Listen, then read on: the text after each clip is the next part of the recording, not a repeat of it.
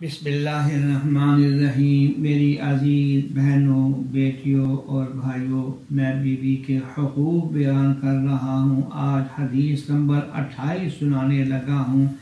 سرکار دو عالم صلی اللہ علیہ وسلم سے پوچھا گیا، یا رسول اللہ صلی اللہ علیہ وسلم، عورتوں کے بیویوں کے ہم پر کیا حقوق ہیں؟ آپ صلی اللہ علیہ وسلم نے فرمایا، جب تو کھائے تو اسے بھی کھلا، اور جب تو پہنے تو اسے بھی پہنا۔ ناچاکی کی صورت میں اگر کوئی بدمزگی بھی ہو تو یاد رکھنا اس کے منہ پر کبھی نہ مارنا، نہ اس قسم کے تانے دے کہ تیری صورت اچھی نہیں، اور جھگڑے کی شکل میں صرف اس کے بستر کو اپنے بستر سے الگ کر دے۔ اس کو ڈانٹنا، مارنا، تکلیفیں پہنچانا اور ایسی باتیں کرنا کہ جس سے اس کا دل دکھے، شریعت نے اس سے منع کیا گیا ہے۔ پتہ دے دیا اس بات کا کہ میاں بیوی میں بہت دفعہ آپس میں اختلاف بھی ہوگا۔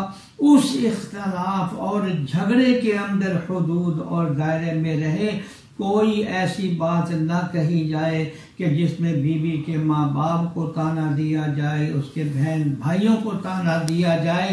اس سے سخت منع کیا گیا ہے، اور فرمایا جو تم کھاتے ہو وہ اس کو کھلاؤ، یعنی اپنے ساتھ کھلاؤ۔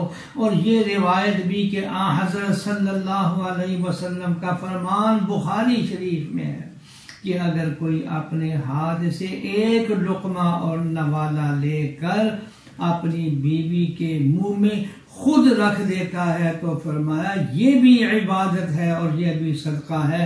کس قدر ہماری شریعت مطہرہ نے اپنی بیگمات کے حقوق بیان فرمائے ہیں۔ اللہ جل شانہ ہمیں عمل کرنے کی توفیق عطا فرمائے، آمین۔ درس قرآن www.درسقرآن.com